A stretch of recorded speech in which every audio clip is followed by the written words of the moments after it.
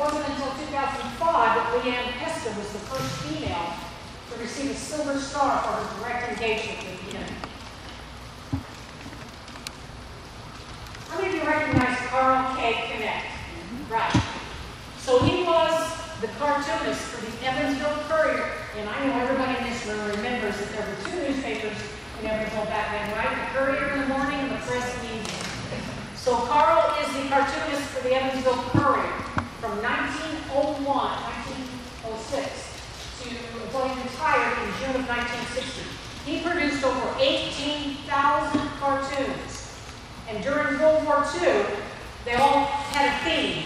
World War II, and a lot of them, the themes were around women and children, encouraging them to sign up for military service or to sign up as volunteers. We have an original Carl K. Connect cartoon in the hallway that you passed coming in here. The theme was, instead of sitting around playing cards or just chit-chatting with your girlfriends, volunteer to help out in Evansville during the war. And a couple of days after that cartoon appeared in the newspaper, the head of the Red Cross called Carl K. Connect and he said, "We just want to thank you. Our phones have been ringing off the hook ever since that cartoon showed up." Another thing about Carl, some of you may not know, is that he was one of the founders of the Mesca Park Zoo, and the first elephant at the zoo was named after him, Kay the elephant. And so in a lot of his cartoons, you'll see his signature, there's going to be a little elephant by his signatures. You can see 3 of the 4 that we have on the wall in the Humphrey Gallery. You'll see the little elephant by his signature. So here's some examples of women who were part of women accepted for voluntary emergency service. They were called WWII. And I think that photo in the top right appeared in the Evansville Courier is hysterical. Waves from waves on Ohio's waves. And of course, nurses played a key role in both World War I and in all the wars. They're going out there. In fact, they recruited women from all the cities in the United States in World War I to help out there, but they didn't really prepare them for what they were going to experience. And a lot of them came back with what we call post-traumatic stress. Back then, I think it was called shell shock. So a lot of them were emotionally in bad places when they came back. And then there are the WASPs. These are the women in the Army, the Women Air Force Service pilots. So these are the women, 1,000 of them trained to fly planes. Now, some of them, the original ones that signed up, were pilots before the war. But most of them were trained to fly planes. Their job was to fly these planes out of cities like Evansville, where they were being produced. You know, right across the street, we've got Republic Aviation, spitting out 10, 12 planes a day. They had to be flown out of the city to the coast. And that was the job of these pilots, to go all the cities in the United States where factories were producing these planes. And some of them, if they could, would fly across the oceans. They wouldn't allow the women to do that. They were only allowed to fly to the coast. The P-47s were shipped across. They would take the wings off, put them on the upper deck of the big ships and sail them over there. Now, the ladies around the side, the top left photo is the iconic photo that you see anytime somebody mentions a ferry ride. But you may not know some of the women that were part of this force. The lower left is Helen Ritchie. She was the first female pilot of an Air Force before the war.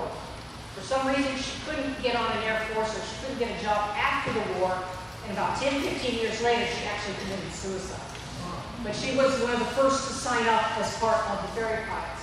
The upper right hand is Barbara Erickson, BJ is what she was called, and she was the first female pilot to fly into Evansville. And that's her getting in a P-47 in front of the Republic. That photo appeared in the Courier.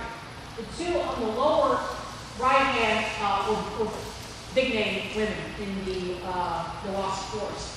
Teresa James on the left, Betty Gillies on the right. Betty Gillies was actually 5'2", so she had wooden blocks put on the pedals in her plane so her foot could reach it. That's how she flew the planes. But Teresa James uniform is actually at the Smithsonian in Washington, D.C.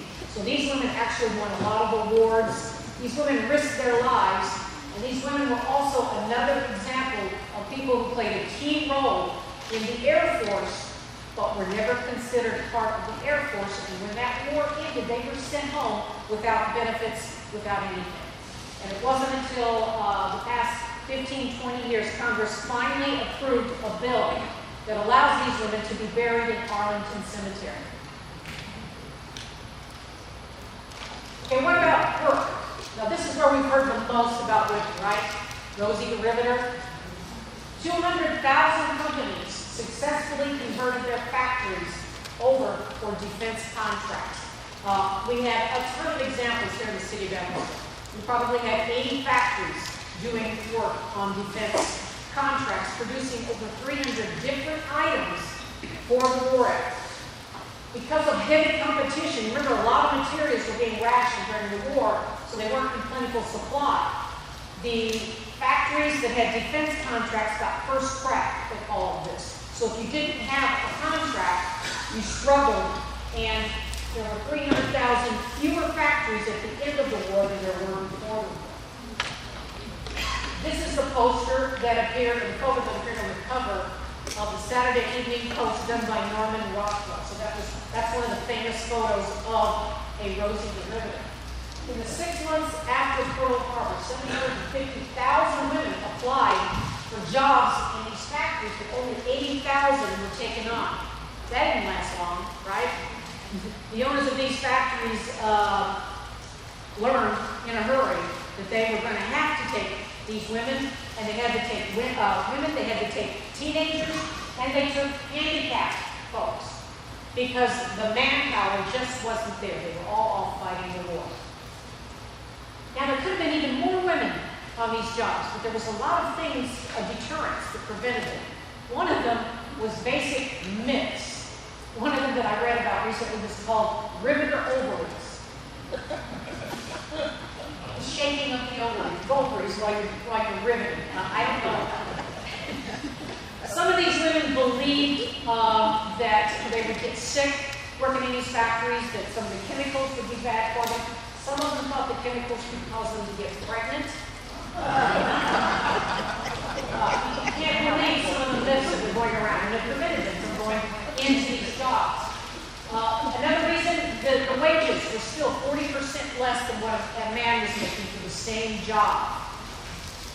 Factory jobs added to their burdens at home. And when one woman was asked why more women didn't work in these factories, she snapped, because they don't have wives. Here's some examples of riveters here locally in the Republic Aviation plant. And you can see them working on the shelves and the body of the plane. By the way, that poster on the top left is another iconic poster seen whenever you hear about a Rosie the Riveter and how women can do it. Believe it or not, this poster only hung for 2 weeks in a Westinghouse factory during the war. It wasn't until after the war that it started to be used to represent women who worked in the war. On the lower right-hand side, those are identical twin sisters that drove up to Cervelle from Kentucky. And their names were Renetta and Janetta Sutherland. And they worked at the wing plant. Now, this is an example of a pair of riveters. They generally worked in pairs. On the one side, on the right, she's the one with the rivet gun. And her sister is bucking that rivet on the other side. Did you know that Marilyn Monroe was a Rosie? Her first husband, James Doherty, was fighting overseas, and at age 19, she was working in a radio plane munitions factory. And that's how she was discovered, because a photographer was in the factory taking publicity photos, and he took pictures of her, and that's how she got a job as a model, which of course led to a film. Now here's a look at some ladies that were working on parts that would go into the P-47. So you've got the women working on the guns in the upper left corner and the lower right corner. They were called gun moms. And they would actually put their names right here on the butts of those guns before they were installed in the plane. Now you can see from the front of that plane, the B-47 Hoosier Spirit 2 over there, there are 4 guns on each wing. These are 50 caliber Browning machine guns. And these are the ladies that worked on them. In the upper right-hand corner, you see the women working on the calibers that went on the plane. Now, in that model that you see over here, that is what the earlier version of the B-47 cockpit looked like. That's called the Razorback cockpit. And the pilots called it the greenhouse because it does kind of look like a greenhouse. But there's a problem with this cockpit. So you may know what it was. Why didn't the pilots like that cockpit? You can't see behind you. Nothing but metal behind their heads. And you need to be able to see all the way around. And that's why they came out with the bubble top canopies. So now the pilot has vision all the way around.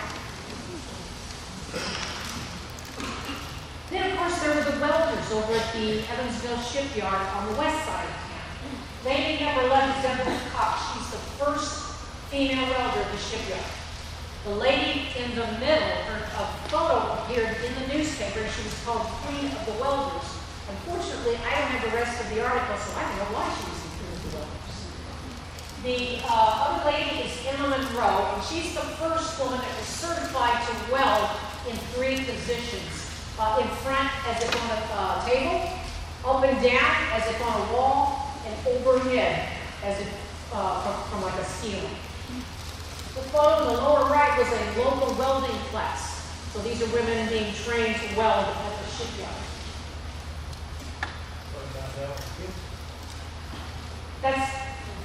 Yeah, I mentioned her. She's the queen. That's the one that was considered queen of the welders, but I don't know why. No. These ladies worked at Chrysler. Chrysler probably had one of the highest percentages of women and minorities working at their plant. You can see on the upper right, those women are sorting bullets. Now, I was showing this photo to a friend of mine. Some of you may know Holly Bezzo. Her husband Bob worked at Bristol Myers. And I was showing that to her, and she said, Donna, that is my mother in the black dress on the left side of the photo. And she said she hated that dress. Now, let me tell you, why do you think she hated that dress? This is before air conditioning.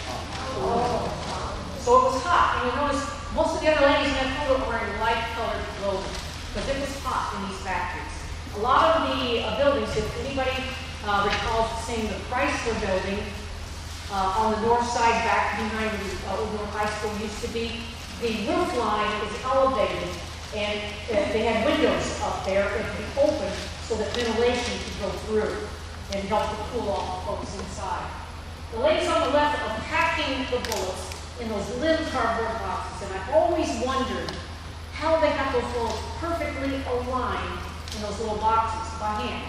And then I read recently that they had a wooden mold. So the bullets were put in a mold and then dropped into those boxes. Look at that table. It goes all the way up to the end of the photo, and there are women both sides. These women are packing millions of bullets a day. They produce 3.25 billion 45 caliber bullets at Chrysler at the beginning of the war. Now, lower left, these are the women who were inspecting tanks, or they were looking at tanks. Well, that photo wasn't taken in Evansville, but they did refurbish Sherman tanks at Chrysler after they worked upon the bullets. Of course, there were women working in the offices as well. We can't forget them. These photos are of women that were at the shipyard. In the upper left, you see the little red arrow? Right there? That's pointing to my grandmother. My grandmother worked in the office. In fact, if you'll look at the shipyard display in our home front gallery, you will see there's a little directory of office people sitting on one of the glass shelves. And I looked through it and I found her name. She worked for the plant manager at the factory. And my grandfathers, both my grandfathers, one worked at Chrysler and the other one worked at Republic. So 3 out of the 4 had a stake in the war. In fact, I don't actually mention child care maybe later on, but because both my grandparents worked in one of the factories, my mother and her brother and sister were sent to live with their grandmother in Mount Carmel, Illinois. Remember, child That wasn't an issue before the war. But now that women are working, it suddenly became a problem. And that was the way my grandparents handled it, was to have them stay so that they could work the long hours in those factories. Absenteeism was a problem for both men and women. It was as high as 20%. Sometimes they would send celebrities to these factories to encourage, or to the cities, to encourage people that we need you to be on that job so that we can get these materials off to the war. And sometimes loyalty played a key role, because if you had an uncle, brother, father, grandfather fighting in the war, you wanted them to come back alive, and in order to do that, they needed supplies. And this is apparently a true story. Actually, that's on the next slide. That's the next slide. Andrew Jackson Higgins, who created the Higgins vote, and for those of you from Mount Vernon, not the same person, Jackson Higgins was also a mayor of Mount Vernon in the 70s and 80s. But this guy lived in New Orleans, and he created the Higgins vote, which is what you see over there on loan tours from Ellis to 325. But anyway, he had posters of Hirohito, Mussolini, and Hitler in the bathroom with a sign that basically said, "Come on in, take it easy every minute. Mulo helps us clean."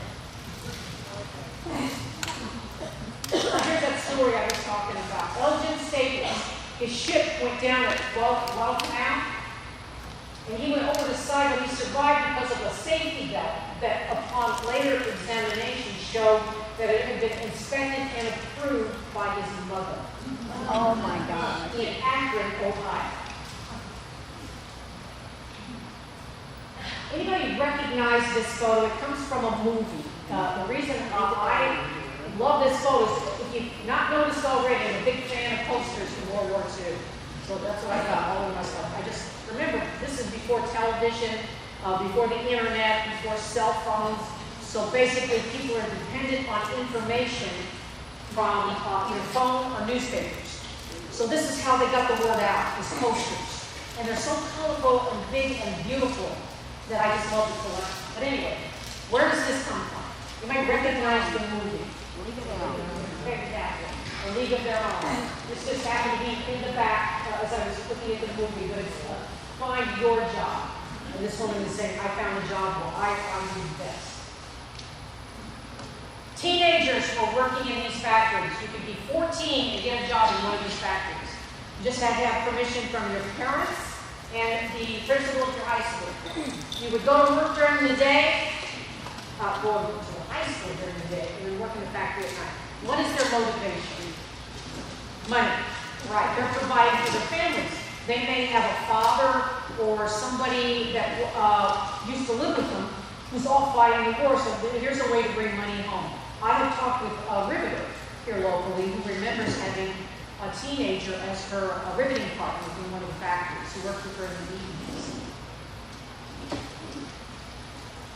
Minorities were getting jobs that they were never allowed to work at before the war. So you can see the photos in the top middle. The top middle is from Chrysler. The lower middle is a lady in a wheelchair, so handicapped people are getting opportunities and jobs that would have been difficult before. And in the photo on the lower right, this lady here, anybody know what her handicap is? She's blind. So she's using her fingers to inspect for burrs on a bombshell. Now, women and children were doing a lot in the homes as well. So knitting, crocheting is a big thing during World War II because they're knitting items for the soldiers, blankets, socks, you name it. Harold Morgan told me that he used to crochet squares and bring them into the school. He enjoyed that. I'll talk a little bit later about something he did not enjoy doing. That by the way is Eleanor Roosevelt. And this is one of my favorite posters. Remember Pearl Harbor? Pearl Harbor. Isn't that cute? Oh, that's great. Savings bonds. Constantly throughout the war, there are bond drives to raise funds to pay for what's being produced here on the home front. The city of Evansville purchased $125 million in defense bonds. In today's dollars, that's over $2 billion. And these are on folks who are working probably on an average of around $1 an hour. Henderson County sold over $16 million. This is a pay stub from Cervelle.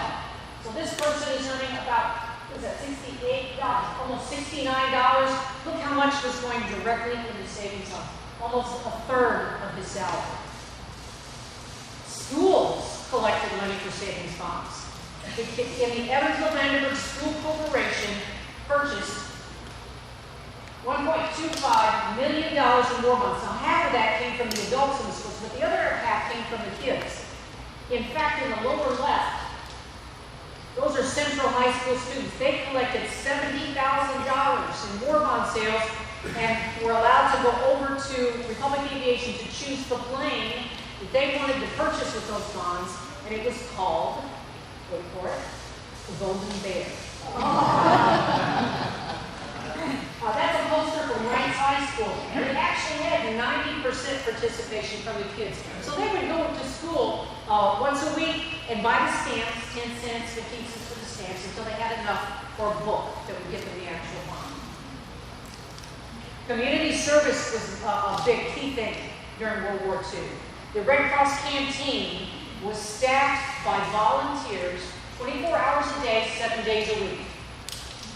It was open 3.5 years, and during that time, 1.6 million soldiers were served, regardless of their race. Very unusual in the city of Evansville in World War II because this city was highly segregated back then. A lot of places here in Evansville you wouldn't see that. Spaghetti factory is another example of business that would serve anyone, and the spaghetti factory and Red Cross canteen did not charge for their meals for the soldiers. The upper right-hand corner is inside the USO. USO was actually segregated. So there's a separate building for African Americans, and one for everyone else is downtown where the Civic Center is today. The lower right-hand, those are employees from one of the factories taking a bus down to Camp Breckenridge for a dance that was down. Victory Gardens.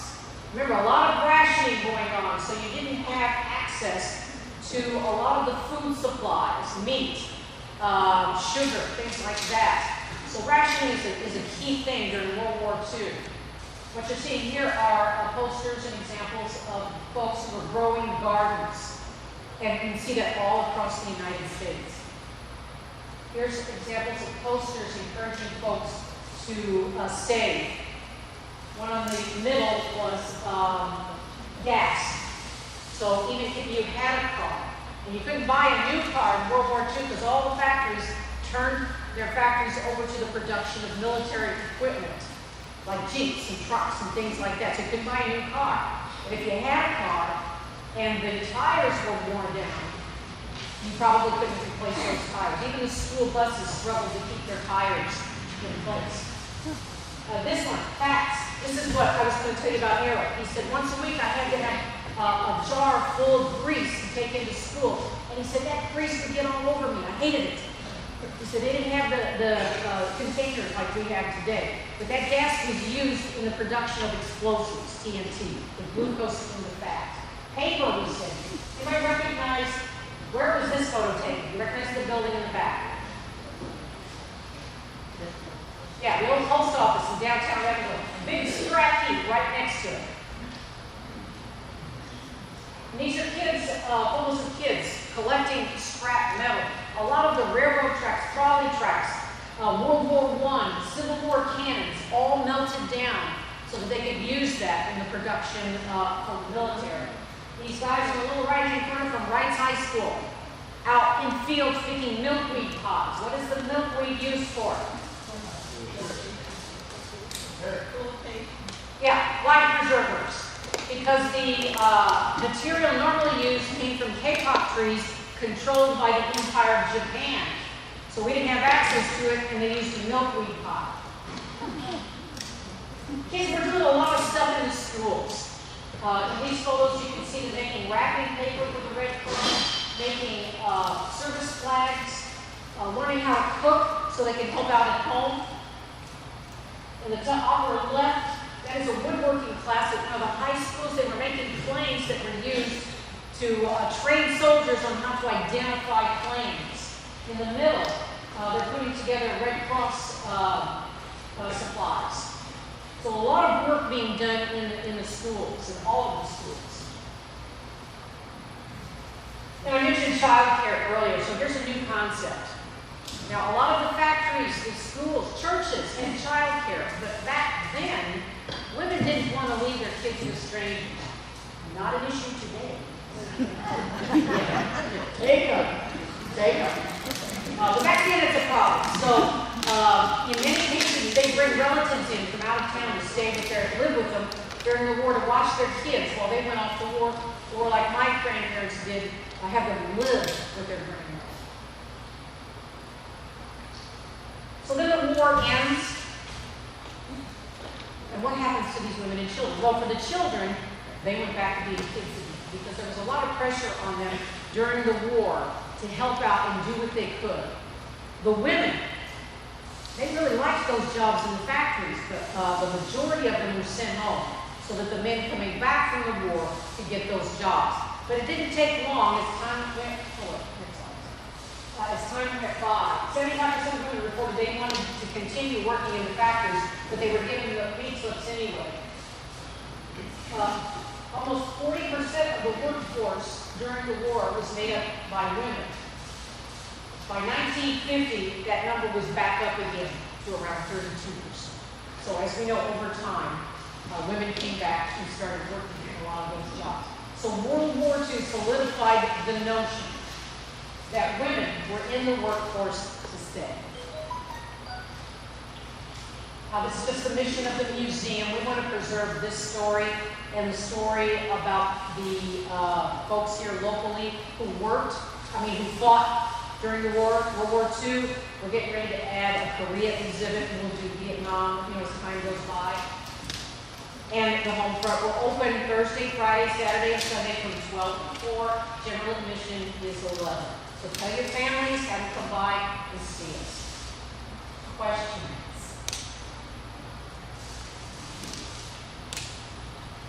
Yes. I was curious when you said you had high school kids, working, and how the differentiation of pay between a man and a woman for a job. If it was a high school boy, wonder what his pay was. I don't know the answer. She wanted to know if the boys from high school, if their pay was different from the women.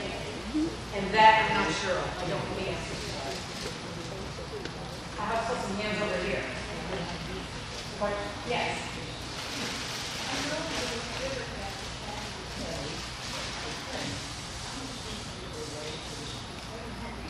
Yeah, I think probably weighed between 5 and 10 pounds. They were fairly heavy, but I think as time went by, we probably got used to it. It became a habit to them. She was talking about how heavy the rivet guns were. That it had to be hard for them to hold those for a long period, especially if you're riveting up, or that way. I'm sure for that. Yeah.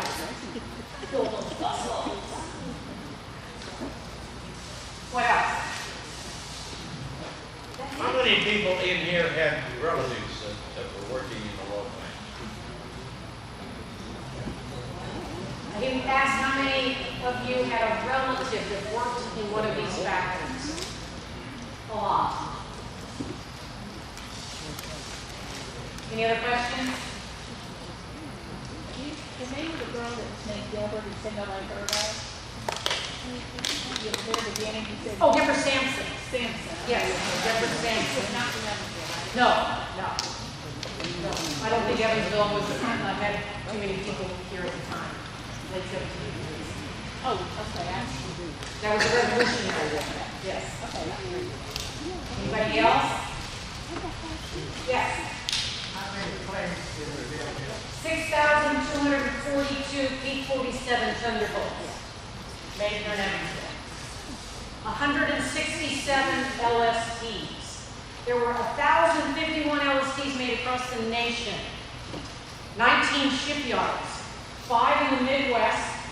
The 5 in the Midwest made around 570, I believe they were called cornfield shipyards just because we were in the Midwest. But Evansville at 167 produced more than any of those other shipyards. Yes. Yes. Both. Yeah, both first. Donna? Yes. Why was Evansville picked For what? as a place to build the plants? Why was this? Well, Evansville is an ideal spot. Repeat your question. Yeah, why is Evansville an ideal spot for a defense factory, whether it's planes or ships or anything? River is a great example. What else? Trains, a lot of train activity happening during the war. What else? People. Yeah, high unemployment, skilled workers. What's one of the biggest ones? Yeah, we're located in the center of the United States. How hard would it be for a Japanese or a German pilot to get this far inland? Really hard. So a lot of advantages to this city for defense factories. Did we hear that we were on the hit list at some point? We've heard that. Repeat your question. We've heard rumors that Evansville was on Hitler's list of towns he wanted to destroy. This was the only city in the nation producing planes, ships, and ammunition, all in the same city. I have looked that up online, and I don't see Evansville in the top 10, but I'm sure he was aware of it. It just would have been, unless he destroyed Europe, there was no way he's getting to the United States. Yes.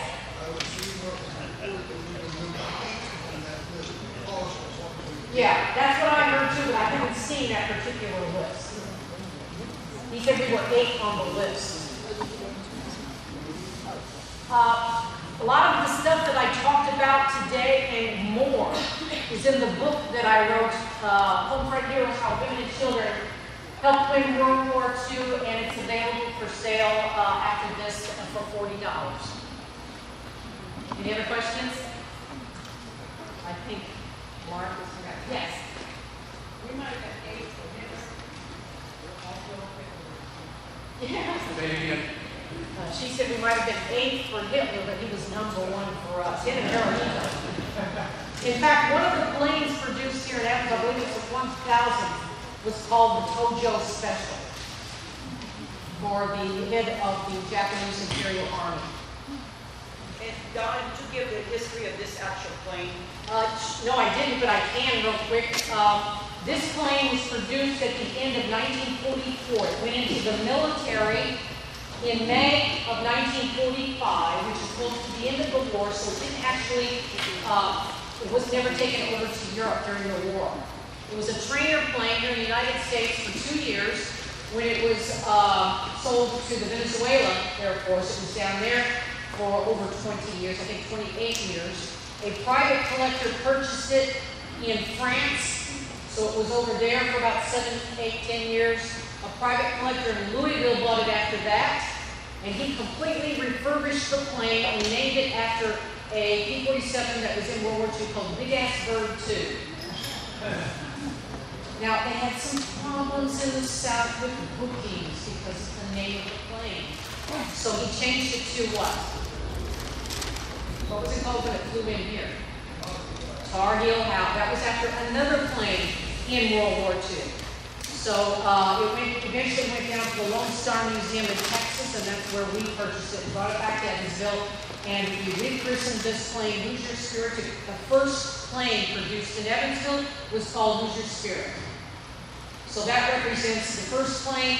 Lose Your Spirit 2 represents one of the last planes made here in Evansville. It is now the official plane for the state of Indiana. We need your help in keeping this plane here. It costs over $3 million. We had to take out a bank loan that we still owe about $1.7, $1.8 million. And that interest is due every month. So we're about to start a lot of new campaigns. Anything you can do to help us pay off this plane to preserve what your relatives and your parents and your grandparents did to produce, let's keep it back here in Evansville so that we can tell succeeding generations, kids, the story of what happened here during the war. America.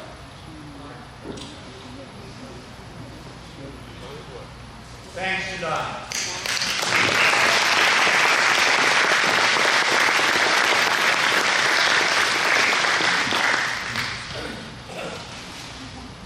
Okay, now,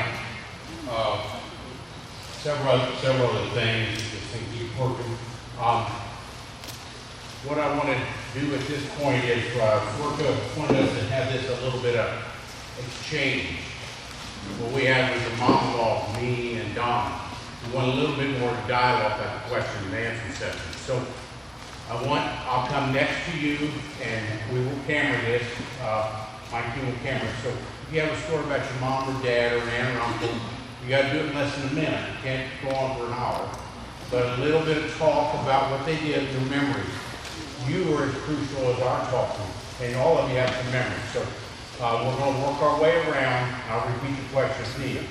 This guy with the American hat on is named Willie. And Willie, we only have 5,000 books on the floor here. And Willie only gave us 1,000 of them, or 1,200, okay? We're going to have a very good library set up here that hopefully you can come peruse sometime. It's better than any library in town because of all the donations people give. We have a collections committee. Right now we have about 6,500 items of things that have been in people's garages. And we have a collection committee that meets on once a month. On Saturday you can bring things in, but we want the story, not just the item, the story that's relevant. Love to have any items, don't throw anything away. If we want to keep it, we'll tell you. If we have to give it back to you, we can't use it, we'll tell you.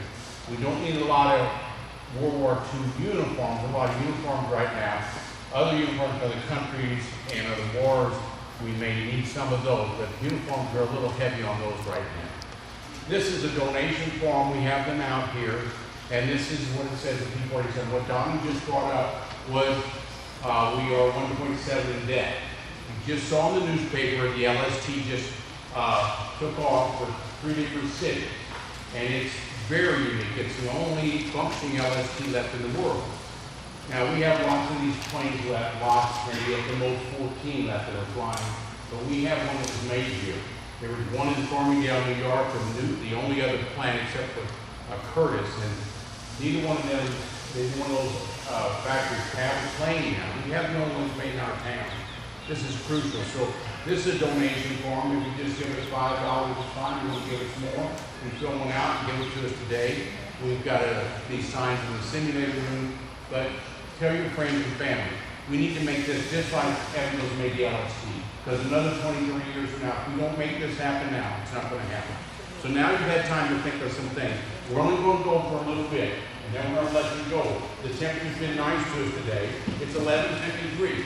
We're going to go for exactly 21 minutes, and then we're going to stop. So I'm working my way around, and you raise your hand if you have a little bit of story. And if you don't have a story, make one up. I know you're bashful because you all went to Central High School. If you went to Rice, you wouldn't be bashful. Okay, we got one here. Stand up, front and center here. I want your name. My name's Doug Long, and I have 4 uncles serve in Wait. You gotta get this microphone. Okay. My name is Doug Long, and I have 4 uncles serve in the military in World War II. 3 in the Army and 1 in the Navy. And I do have some things I'd like to talk to you folks about. I have samples of beaten nail, cigarettes brought back from World War II. I've got some items that you might be interested in. Can you hear over there? Okay, keep going. My uncles did not like to talk about the war. And most of what I heard came after one of them died, or my mother died, then they started talking to me. One of my uncles through the hunt, we were in World War II, one was on the sub, and 2 of them were at the Normandy invasion. So, learned a lot. Oh. Thank you very much. Thank you. Okay, you got one guy, one guy, you went to right. Hey, you hear it, front center. Somebody else. Oh, right, we got a lady, stand up, front center, turn around, and the camera's over here. Okay, no, I'm gonna give you the microphone. Relax. I'm not touching you, but I gotta get it on you. Okay, now, right there. Don't touch it. Okay. My father fueled those planes that flew. Speak right at the camera. My father in India. Can you hear it? father fueled the planes that flew the hump. What she said was my father fueled the planes that flew the hump. That means fueled them in India and went over to China. Unless he flew them in China, he might have fueled them up over there and back. We have a hump display. Mr. Brinker and Mr. Carson flew the hump from Evansville. A lot of other people probably involved in it. A guy named Levine, Mr. Levine, did the radials on the hump, and he's only 99. He lives out on, I don't know, on the east side somewhere. Okay, thank you. What's your name? Carol. Carol who? Hancock. Carol Hancock. Thank you, Carol. Okay, somebody else here. Lady. Sienna. Sorry, I didn't finish. All right, you're down. All right, I go just ahead. have just a little tidbit. Tell your name. Linda Jacobs. Okay. I have a little tidbit that I find interesting. My dad was brought down from DuBois County several times to be enlisted into the World War II, but they never accepted him because he had high blood pressure. So I guess in that time, maybe they just didn't have medicine card. I'm a doctor, but I won't talk about that, but not good better at that time. We actually just got antibiotics, and it's still about 40 months, so a lot of breakthroughs happened in World War II. But a lot of farmers couldn't get in, and if you had a medical problem, they would disable you, because if you have a medical problem out in the field, I was only in the military 24 years, if you have a dental problem in the field, all of a sudden, you could paralyze your whole troop of 20 people. 4 of them got taken back or something else. So you don't want anybody that's not functional out in the military. I see someone over here. Right. Yeah, okay. This Mr. Effinger, and he has a bunch of siblings. Okay, right? You got a brother that's a master chief. Nope, I'll do it. Move back. Okay, go. Tell me who you are. Robert Effinger from Posey County. My dad served in the military during World War II. He fought in the Battle of the Bulge. My mom grew up in France, and she also worked with our military, and Dad never met her over there. He met her at the airport here then. He talked to her by mail. It's a long story.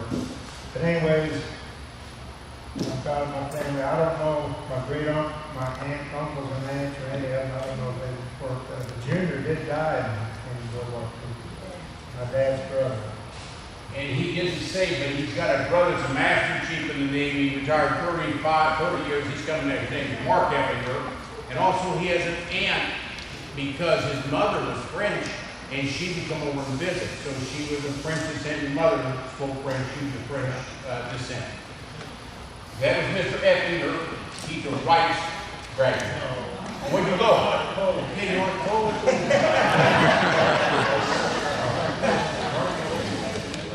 I'm Jim Pickle from Poseville, Indiana. My grandparents and my parents had a 15-acre truck patch, and we actually, our family actually didn't fight, we fed Evansville. We had feed by the bushel baskets and potatoes by the truckload, and, well, we worked our butts off farm feeding Evansville. What's your name again? Jim Pickle. So if you talk to, he said farming was so important to feed the troops, but there's another guy named Mrs. Cummings, her dad is Mr. Metzger. They had farm on the west side. You might know them, but he couldn't go to the service because he's a farmer. If you had a medical problem, also farming, you needed a lot of farmers. So that was very important, farming, and they weren't medically disqualified, but we need farming. This is Ernie Payne. He was the president of the Sons of the American Revolution. His wife is right here, and she's in the Daughters of the American Revolution. This is Ernie Payne. What you got there? My father was in the Navy in World War II. I had a grandfather.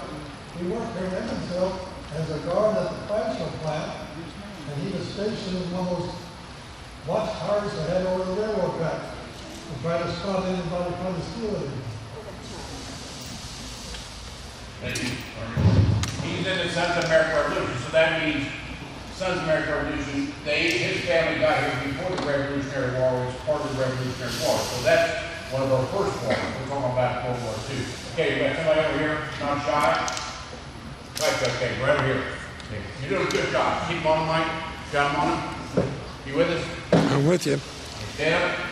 Hey. Okay. Name? Gary Burdett. Gary Burdett.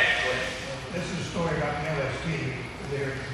We were in France, overlooking the beach of Normandy, and the tour guide was a Frenchman, and he was telling them all about it. And a friend of ours walked up there and said, "We've got the only operating LSD in the world." The guy turned around and said, "LSD." He knew about this LSD, and he was a Frenchman.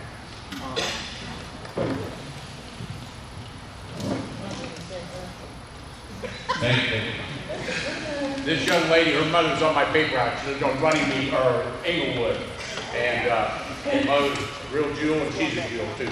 Say your name. My name's Joyce Prairie, and I don't really have much to say, except one of my uncles flew over the hump. Wow, got another over the hump. Now, some people know what the hump is. The hump went from India to China in World War II. There was only one pathway from India to China, and it was made in 1937 by hand picks and things like that. So what happened is Japan took over most of China, all the ports. There was only one way to get goods in and out, and that was over the hump, but then they blocked that road. So what was left was the Japanese were just about taking over China. So we saw the importance, so we flew the hump. It was one of the biggest airlifts ever. The other second biggest airlift was in Germany in 1949 when we flew goods to people that were trapped in Germany by the Russians. So this was very important flying up. Now it's about 14 to 18,000 feet, bad weather. There wasn't good weather reports, and it was called Tin Alley. There were so many crashes. So if you crashed in the Himalayas, you weren't getting out of there. The tigers would get you, or the weather would get you, or something would get you. So it was a very bad to go down in the hump. Mr. Brinker would talk to me about it. We've got him on YouTube. Mr. Brinker, they flew what's called the C-46 over the hump, and they had tons of barrels of gas in that. Guys up there smoking, throwing cigarettes, and they're, oh my God. Then it started leaking, he just sold the tank of gas out. But I think they should have been smoking on that trip. Okay, oh, we got a lady back here. She's gonna come up front there, she's a rice trader. What school? Boonville High School. Boonville High, we got a pioneer here. Here's a pioneer. Hello. Karen Woods. My mother was Mary Jane Hester Osai. She lived in Buckport. And when she graduated high school, her mother gave her 50 cents, put her on a taxi car, and she came to Evansville. She spent the first night in the Evansville store bathroom because there wasn't any place to sleep. She got a job at Servell. She was a bucker. The riveters would rivet. She was small. She was inside holding the bucker. So she was a bucker, and she worked like that for the rest of the war. Where did she live? In Evansville. Well, it was, I'm not sure, but it was the place where all the women lived. It was over there by the Coliseum. Name again? Karen Woods. What was your mother's name? Mary Jane Side. Okay, what she's saying there, very thank you, Mary Jane, or Miss Woods, but what she's saying is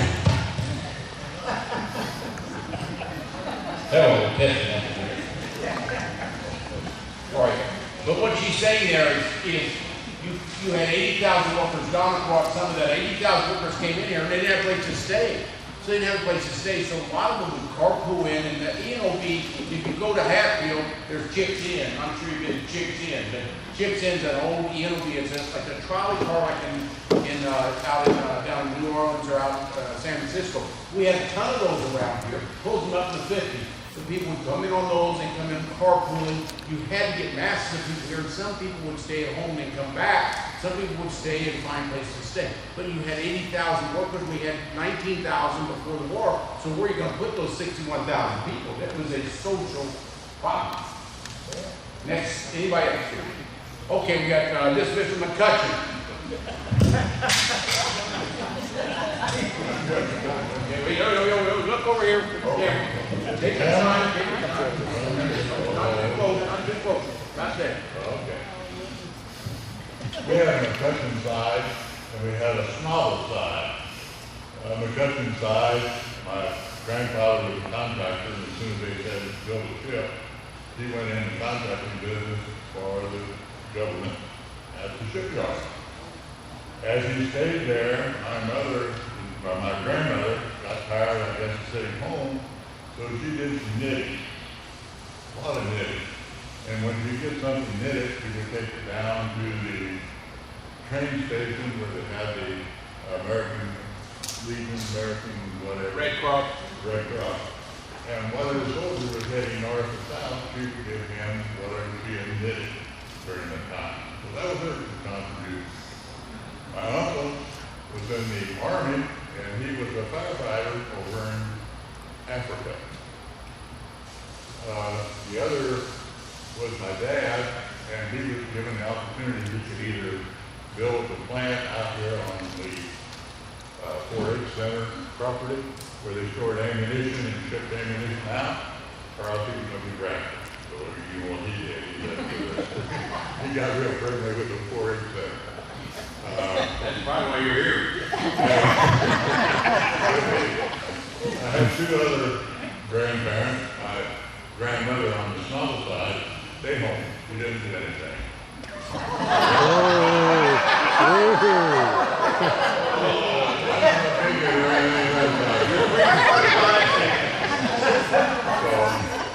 That took care of one person there. I had the grandparent who, he had difficulty finding his job sometimes, to be honest with you. And then I had an uncle who was a tool and die maker at Whirlpool. Not Whirlpool, man. He ended up at Whirlpool. He started out, I think, at Seeger. Okay, but that's my story. Now, let me tell you. One thing before you go, those are 4 machines are from Whirlpool or from Republic Aviation Original, and Seeger, I think, is that somebody Seeger? No, yeah, somebody in the runway owned by Mr. Ellisford. Okay, now you're going to be on what I was going to talk about. Sorry. My wife does that all the time. I don't know, if I see it, I'll stand up and tell you. Oh, back up. Stand up, I'm just listening low level here. My grandmother was selected by a group of employees at the shipyard to christen a ship. I was there when the ship was christened. I can tell you every little detail about it. It was amazing, and that's the payment she got. What was her name? Her name, Rita McCutcheon. Rita McCutcheon, that's rare. Only 167 christenings, so it's very rare to get to be a Christian and him to witness it. That's just super. Okay. Any other? Here we got one lady in the corner here. Thank you. This lady's going to say her name. Still on there. I'm Judy Glazer, and my dad was in World War II. My uncle was also in Paris and got injured. But the bad thing is Dad never talked about anything. And when he passed away, we went through things, and Mom was gone. We found, some memorabilia, but they never talked about anything. And then we get these certificates now, and I sent one to my cousin, because, his dad was in it. And it's a shame that all of that got lost. If we could have, heard any of their stories. I had an uncle also that was in the Korean War too. All of you probably got some statements on that, but I've noticed that people up until their 80s, a lot of times wouldn't talk about the war. I mean, my dad opened up a little bit at the end, but I know people mid-80s into their 90s will open up about their experiences, but that's just anecdotal. I don't know what really, I have never read about that. Any other statements here? We've got one more from Mr. McCutcheon. One more, Mr. McCutcheon. Thank you. The grandfather I told you didn't like to work too hard was an employee at the Sterling Brewery. He was a smart man. He worked at Sterling Brewery. My dad worked there too, but you got paid about, I think, a couple cases a week, and they had beer breaks, and beer breaks, by the time the end of the day, I don't know how much work you got done.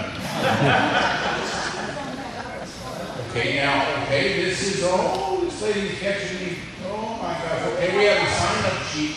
Okay, a sign-up sheet is right here. My wife's going to send it down the aisle, so she doesn't take all these phone calls. But what this sign-up sheet, this young lady has caught this on me. We have two things that night, if you want to do that day. This is a sign-up sheet to get your free lunch on October 7th, and we have James Zumwalt, Lieutenant Colonel, talking here. That's the free lunch. Now, if you want to come to the evening one, we will have another sign-up sheet outside. And I like your emails on here because then we can send you other things that we have. I see just phone numbers and somebody puts some emails. The emails would help us to send other information out. Mark, is the topic different? Okay, yes.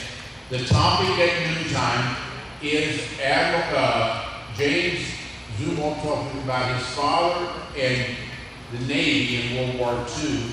It's really talking about, not World War II, 1970 to 74. He lived in the Naval Observatory House, in front of the Naval Observatory. That's where your time is done right now. It's called a time clock right behind the Naval Observatory. That was then taken over by the Vice President. The Vice President lives in a Stone, Massachusetts, in a big White House, and Happy was married to Nelson. They lived there. They were the first Vice President to live there. But he's going to talk about that guy at noontime. If you want to come to the evening talk, you can tell it's going to be a safe place, but you got to pay for that. And that's going to be at 6 o'clock, and he's going to talk about Vietnam. And this man interrogated over 50 Vietnamese, and so he's going to talk from a Vietnamese perspective. He's written 3 books, talked a lot about them. So that's James Zumwalt in the evening. So if you want to sign up to that, go to the front desk and say, I want the evening sign up, and then you're going to be charged when you come to the door. Okay. Mark? Yes, my wife has a question. I missed something else. Did his dad drop the Agent Orange? What? Did his father drop the Agent Orange? Well, I didn't want to steal the thunder, but I was a doctor at the National Cancer Institute in 1980, and he came into that, he had an eyebrow all the way to his forehead. I think they were connected to his hair. But anyway, I mean, he's a nice guy. He was a short guy, but remember, he was the youngest admiral ever made, but he was there with his son. It's not this son, but that son died in 1988. Admiral Zumwalt was part of the Agent Orange, and we use Agent Orange in Vietnam. Part of the people got lymphoma, and his son got lymphoma. So here's a dad that was part of the process of pushing the buttons, and here's his kid. He had to watch his kid die in 1988. They wrote up This Boy's Coming, has written a book about that. So it's a tragedy where the dad was doing something, thinking of helping the nation. His own son was out there and got exposed to this feeding on. Any other questions or questions that we've forgotten? Don, anything else? Okay. The second thing, we were talking about LST 325 being the last freaking LST in the world today. 7,000 ships took part in the Normandy invasion. This is the last one. That was a working ship part of the Normandy invasion. 4 public high schools in Evansville during World War II, right? Bossy, Central. What was it called, Lord? Lincoln. No longer here, it was Lincoln. Yeah. And what she said, you might not remember, but the first part where there's 7,000 ships in invasion Normandy, and there's one left in the world, and that's our LST. Non-one ship.